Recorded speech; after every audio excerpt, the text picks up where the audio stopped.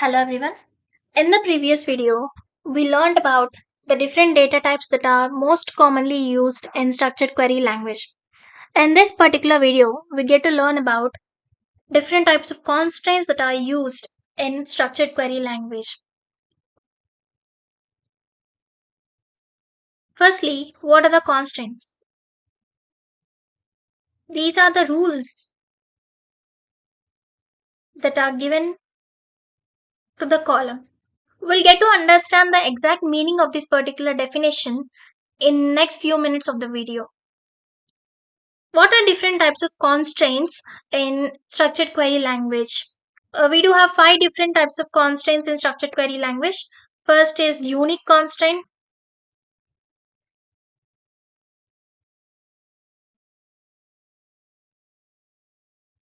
Second is not null constraint.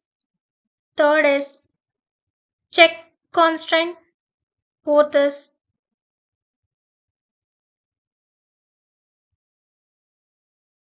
primary key constraint. And the fifth one is foreign key constraint. Let's try to understand each of this clearly with an example. Firstly,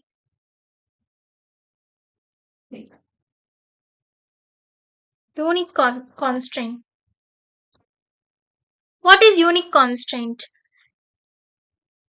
There are few points that we need to understand in order to get clear clarification about this particular constraint. First is it is used to avoid repeated data in the column. What does this actually mean? As the name refers, unique refers to something that is not repeated or something that is not duplicate. It means that any column in a particular table should not have the repeated data. So this particular constraint is used to make sure that there is no repeated data in any column of a particular table. Next, repeated refers to duplicate data.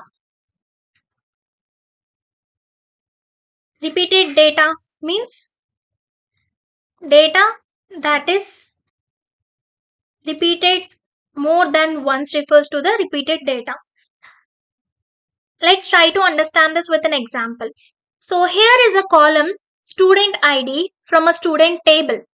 In this particular column, we have assigned a data type varchar of size 10 and we have applied unique constant.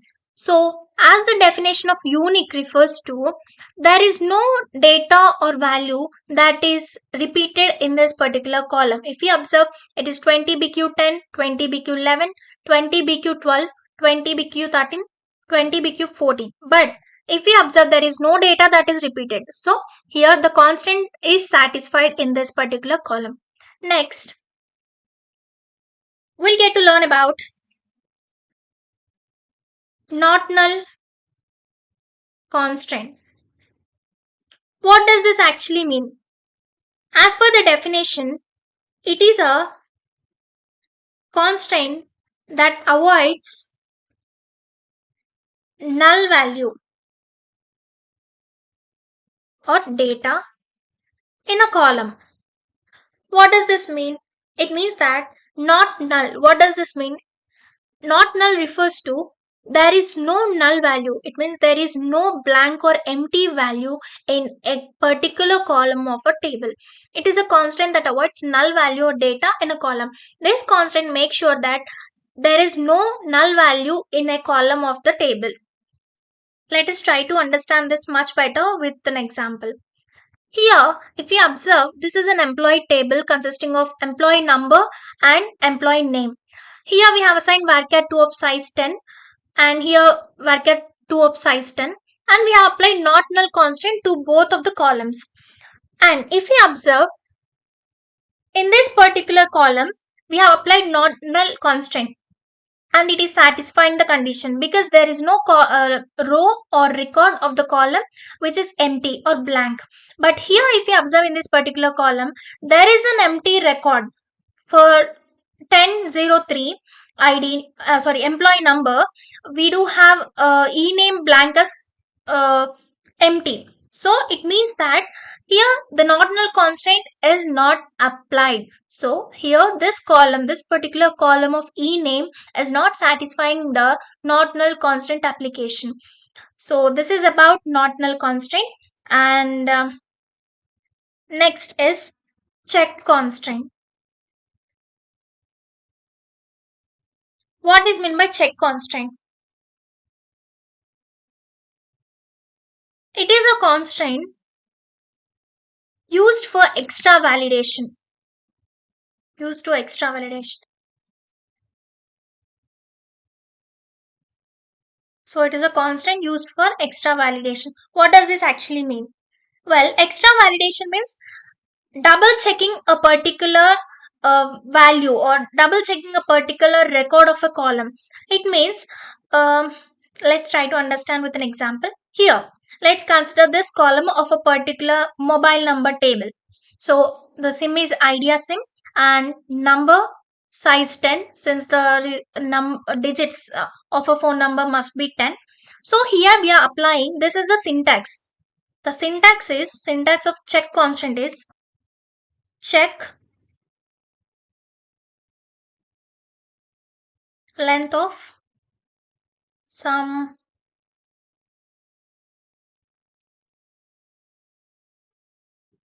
column name. So this is the syntax. The same syntax is applied over here. Check length of idea sim equals to 10. So we are validating whether, since already we know that every mobile number must have 10 digits in it, again, even though we know that, we are again validating, extra validating the value or the record, whether there are 10 digits in the mobile number given by the student or the employee or not. So this is about check constant. It is simply used for extra validation of a record. Next, primary key.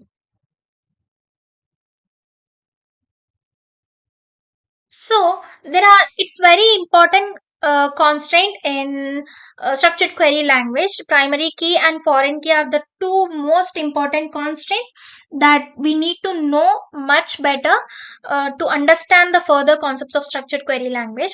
Firstly, let's try to understand few important points of this particular constraint. It is used to identify the records uniquely from the table. I'll first write down all the points and then we'll discuss about it. Properties of primary key.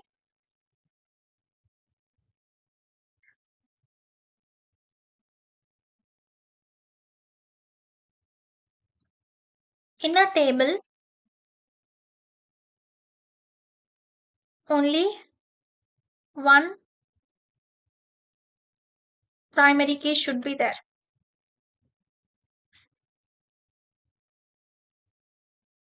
Next, primary key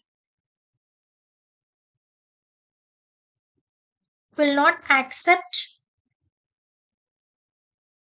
the null data in the column.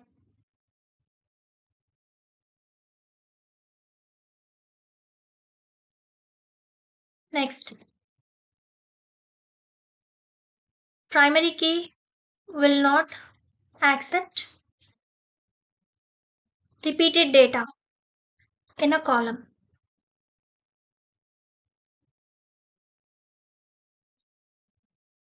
Primary key is a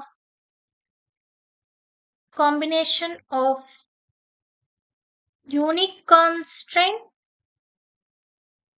and not null constraint. Final point is primary key is not mandatory but highly recommended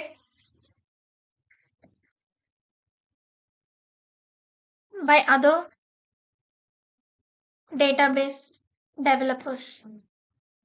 Well, so this is about the primary key. And first point is it is used to identify the records uniquely from the table. So primary key refers to identifying the unique records from a table. Properties of primary key. In a table, only one primary key should be there. And it's very important that a table must consist of only one primary key, not multiple. And primary key will not accept the null data in the column. So primary key constant makes sure that there is no null data in the column. A column is said to be the primary key of any table only if it does not have the null data or null value. Next, primary key will not accept repeated data in a column. It makes sure that there is no null data as well as there is no repeated data in a column. Primary key is a combination of unique constant, not null constant. As the previous 2 points refers to, it does not have the null data and it should not have the repeated data. It means it is a combination of, we can simply say that primary key is a combination of unique constant as well as not null constant. Next, primary key is not mandatory but highly recommended by other database developers. There is no rule that restriction that the primary key is very important to be there in a particular table, but it is recommended or suggested by different database developers as per the requirement. So this is about the primary key, and we'll go through the example of the primary key after uh, getting through the foreign key also, because there is a relation between primary key and a foreign key. Primary key constant is done, and now foreign key constant. Firstly, what is foreign key constant? It is used to establish the main important point is that it is used to establish the connection between tables. We'll get to learn about this in the further videos or of this series. Next, what are the properties? Coming to the properties, in a table, we can have n number of foreign keys.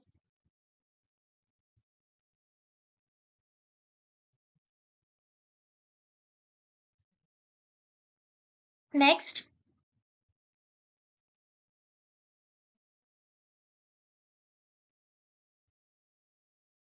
foreign key is not a combination of unique and not null constraint.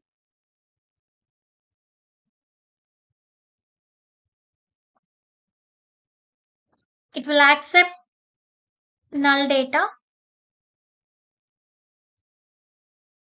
Next, also accepts the repeated data. So it is quite opposite to primary key. So for any column to be a foreign key, it must be the primary key in its own table. So these are the most important points that we need to understand about foreign key constraint. First is it is used to establish the connection between tables. So foreign key constraint is very important when we have to establish the connection or link between multiple tables. Next, coming to the properties, in a table we can have n number of foreign keys.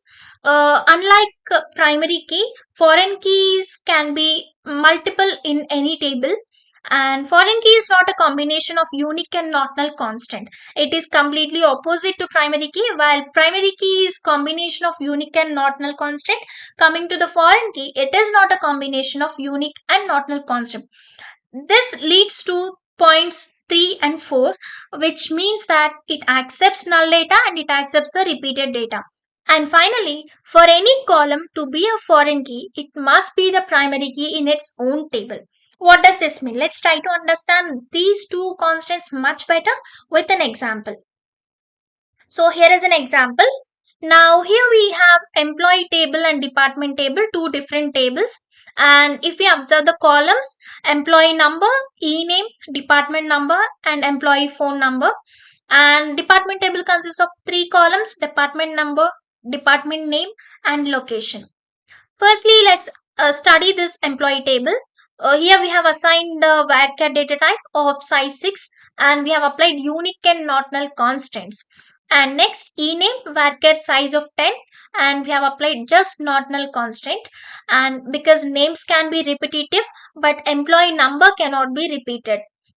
Department number of size 5, we have not applied any sort of constant over here.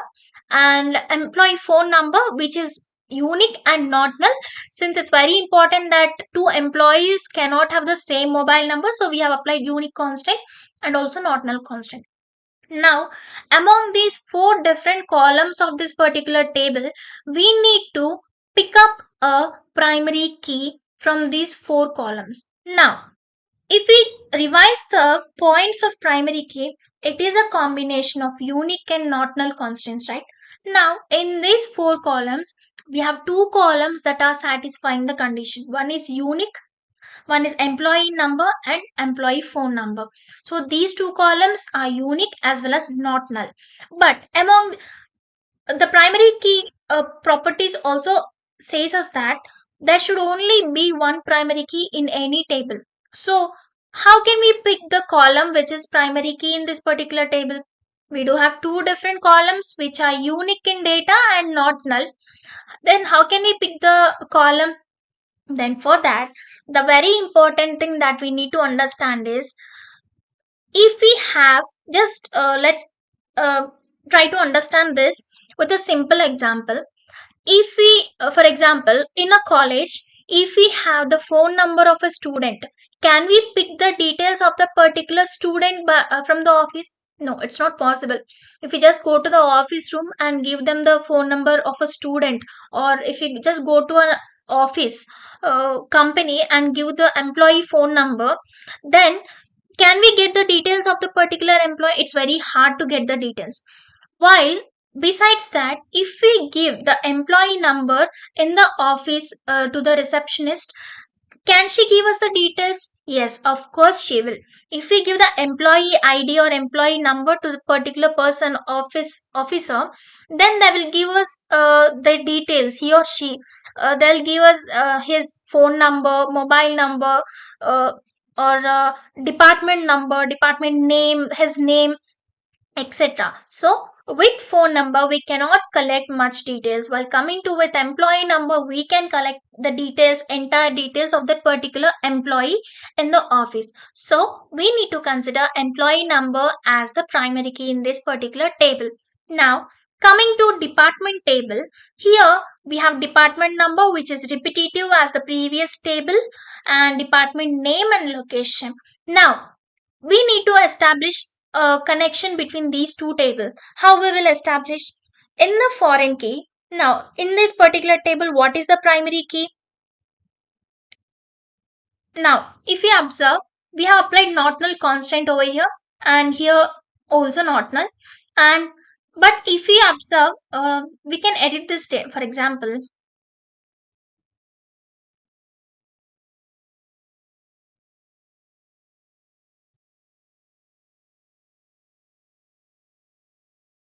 Yes, now I'll just edit this data as now I'll remove this, and I'll just write as accounting here also. Since I have not applied the constant of unique, two employees can be in the same department, right? So I'm applying accounting department over here, and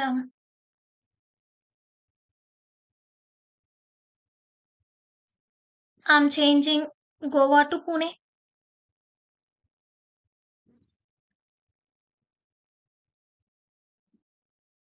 I'm just changing Goa to Pune.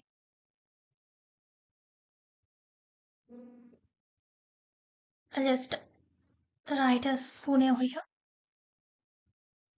Now, yes, if we observe this particular department table, we have three different columns, department number, department name, and location.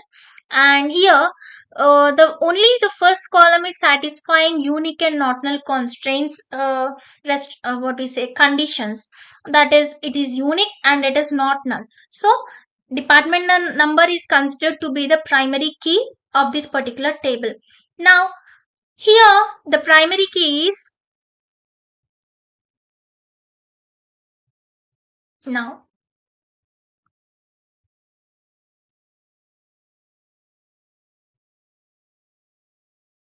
here this is the primary key, right?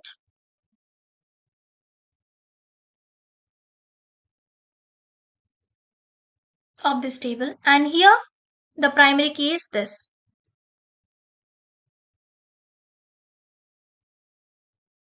This is the primary key of this table.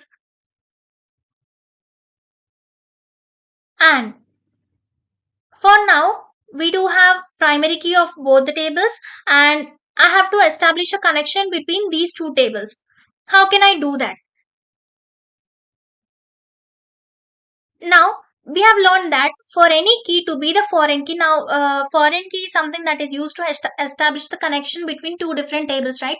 Now, for any key to be a foreign key, it must be primary key in its own table. Now that department number is the primary key in department table, we can, and department number is also column that is present in employee table also. So we can establish a connection between employee table and department table using this two.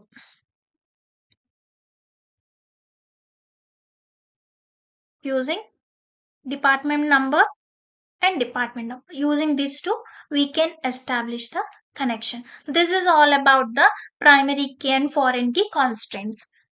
Now that we are done with this session, in the next session, we'll get to learn about different types of data query language, what we say, processing, which is in 4 steps. We'll get to learn it in the next video. And thank you.